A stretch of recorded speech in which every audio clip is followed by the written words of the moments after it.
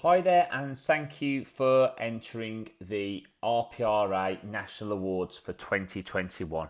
This is just a quick demonstration on how to fill out the application forms for the various categories. For your pigeon to be eligible for the National Awards for 2021 in the Old Bird All Around Performance Tony Cornwell Trophy, there are 6 criteria that your entry must meet. Number 1, your pigeon must have flown in at least 3 races and all of those races will count to the final score. No more than 2 of those results are to be allowed from any one category, and they are split into the sprint category, 65 miles to 250, the middle distance category, 251 miles to 450 miles, and a long distance category, which is 451 miles and over. In effect, you can put a maximum of 2 results from any one category, or you could choose to put 1 result from every single category. Criteria number 3. No race below 65 miles will be accepted. So all races must be over that distance. Number 4. Entries will only be accepted if there are over 150 pigeons in the race. Anything less than that will not be accepted. Number 5. Entries with a birdage over 5,000 birds in a single race will be rounded down to 5,000 birds for coefficient calculations. This will bring it in line with national and international coefficient calculations guidance. Number 6. Entries must have a minimum of 10 competing lots per race to qualify. Again, anything below 10 will not be accepted. We advise if you have less than 150 birds or less than 10 competing lots in your club that you use the federation, combine, amalgamation or national result for your entry. Okay, I'm just going to run through how to fill in the online application form for the RPRA National Awards. As you can see here, I pulled up the Young Bird All-Round Performance, the Mazzarella Trophy, and my category is in front of me, so I just need to make sure that my bird has fulfilled all of those categories. I just check that before you do the form, and if it meets all those categories, that's absolutely fine, we can continue. The first thing I want to bring you up or mark you up on is the required star. As you can see, it's a little red star with on this one it says required. What that means is anywhere where you can see that star, which you can see next to the email here, you need to fill in that field. If the star's not there, which it's not too many fields on this application form, you don't need to fill it in, but if it is there, you need to fill it in, and it won't allow you to continue to the next section unless that has been filled in.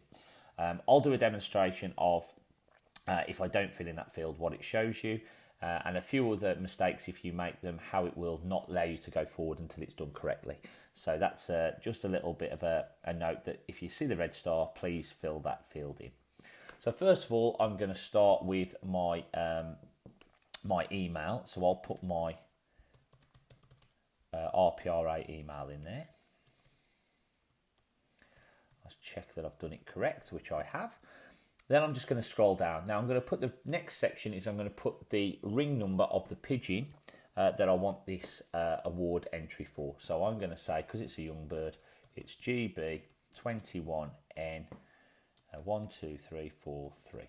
Okay, that's absolutely fine. You can put it in any format you want. I've put spaces in. You can put it in short, it makes no difference. You can even put it in lowercase if you want to, it makes no difference. Just presentation, however you want that to work. Next, it will ask you for your region, so you just select the drop down and all the regions are on there. So you just select the region that you are from. So I am the West Midlands region and I'll put my loft number down. So that's there, and then I move on again to my address, which is number 12, the street. Put your full address down, so that's Cannock in Staffs, and the postcode as well. Okay, and then at this point, I'm going to do a deliberate mistake. I I'd put my phone number, but I'm going to say that I haven't put my phone number down. I've missed that field for whatever reason. If I click on next now, it will not let me go to the next stage, as you can see. It will say required, this is a required question. So it will not let me move on until I put my correct number. So I will put my phone number down. Okay, that number's down, and then I click next. As you can see, because I've done it right, it allows me to move on to section 2 now. Now this is the sheet for the first race. As you can see, it's asking me for my first race details. So it's really simple. I'm just going to put down the results of the pigeons, race 1 of the pigeon achieved for its application. Again, you can see those red stars, so just remember what we said about those. The one thing that I am going to point up is when you put the date of the race, as you can see, it's in the American style. Unfortunately, we can get the other way on this form this time. So you need to put the month first. So what we need to just be aware that you've done that. So it's the 6th month of the 4th day, and it's in 2021. Okay, it's not a problem for that. So just make sure that that's checked, and I'll show you later how you can go back and check the form if you think that you've not done that correct. Next question, again, really simple. It's all drop down. A lot of this is, so we just click which direction the pigeon flew. So I says I'm going to fly from Guernsey to the West Midlands. That would be Safe Road. If you was flying from London to Wales, for example, you put east to west. If you was flying from Cornwall to London, you go west. And if you was flying from Scotland to England, for example, you go north. So I'm going to say it was South Road, and then I'm going to put my direction. So my direction for this one is, my distance for this one is 123 miles. Please put the word miles in there for this and yards, and I'm going to say it was 12 yards. Okay, this one, just write them in for me. That would be absolutely brilliant. However, on the next one, if you came first, for example, I don't want you to write first like I've just done. If you could just put the number 1 or whatever position you've come, that'd be great. So if I came 5th, I'd just put 5. If I come 10th, I'd just put 10. So I'm going to say that I came 3rd on this one. So I'll put the number 3.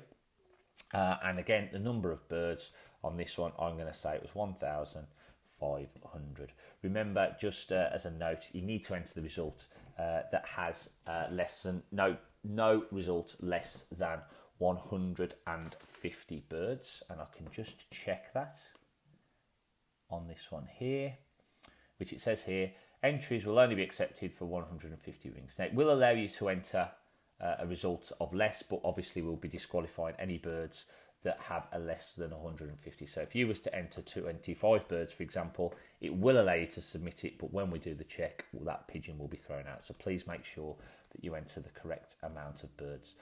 Again, we advise that you use a federation result or a combine or a national result if your club does not have over 150 birds in there. Next one, again for race 1, we're asking for the club, federation or national, where that is. Again, whatever you've entered here, if you'd entered a club position, so it was 150 birds, I'd put the club. If I'd entered a federation position, I'd put the fed. If I'd entered a national position or a combine, which potentially could be that number, then obviously you'd enter the federation, the national combine, whatever it is. I'm going to say that the 1,500 birds was entered in the Wolverhampton Federation. And again, that just means that if you do get a prize, or we will do random checks on all entries as well. So we might take position 25 in the order of the coefficient result. Then we can contact those organisations on your behalf to just see if the results that was entered has been correct. And we will do random checks on that. So just enter the federation on there. Okay. Again, if you don't enter the correct number or you don't fill in the field, it won't allow you to move on until that field has been filled out. Okay, I just repeat the process for race 2. So this is race 2 details. So I'll just do that really quickly. Same process as I've done before. This is how quick it can be.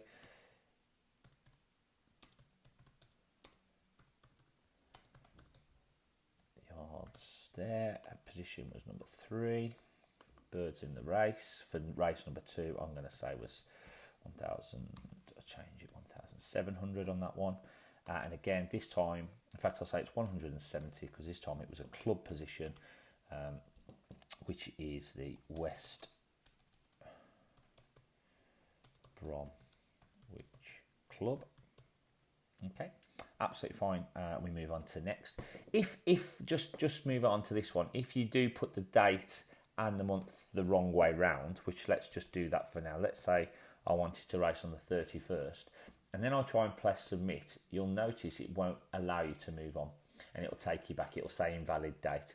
So that's another way that you can check. So we just change that round and put the correct one in. Again, we've made it so it's really difficult not to fill it in correctly.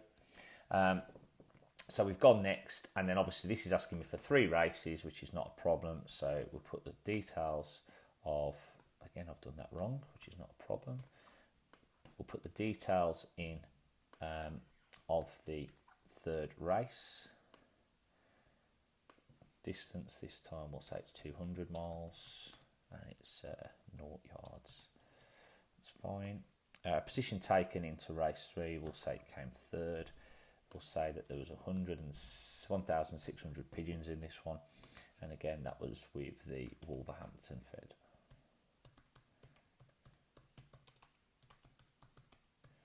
Okay, absolutely fine.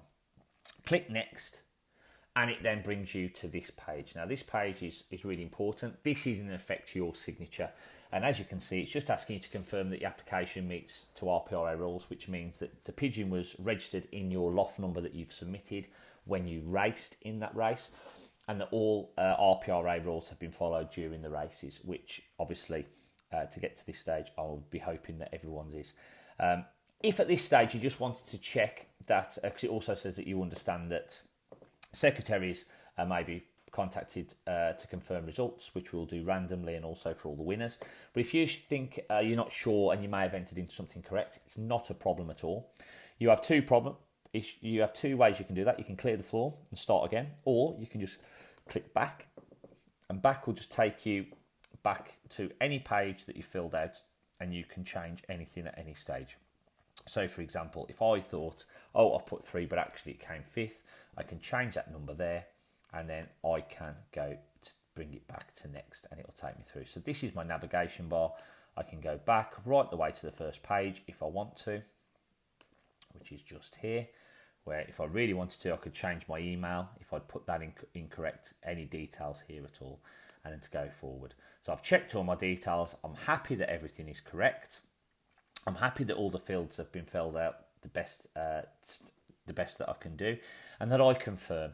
Now, if you wanted to submit this without confirming, it won't let you. You have to click yes, because in effect, by you clicking yes, that is your signature to say yes, that the forms are correct, everything's right, and everything is in order.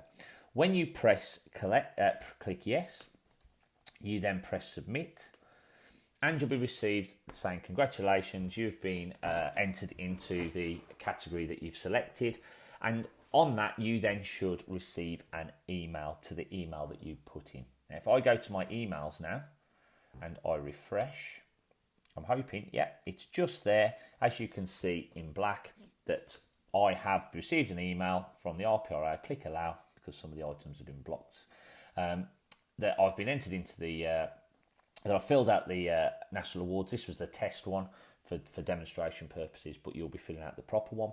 I've done it, and a list of all your answers are there in front of you.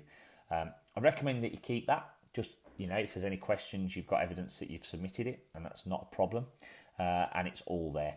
At this stage, if you do notice there is a problem, then all you need to do is you just need to reply reply to me at richardchambers@rpra.org, which is that there. You can see me highlighting it and zoomed in.